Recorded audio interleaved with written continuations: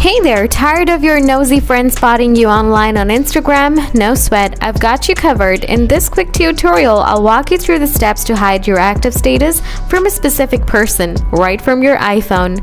Let's jump right in and get started. First things first, fire up Instagram on your iPhone. Then head over to the profile of the person you want to hide your active status from. Next up, tap on the follow button and you'll see a few options pop up. Now tap on Restrict from the list. After that, hit the Restrict button again. And just like that, the account will be restricted. From now on, they won't have a clue when you're online on Instagram. Just keep in mind their messages will land in your message requests instead of your inbox. And there you have it. That's how you hide your Instagram active status from a specific person using your iPhone.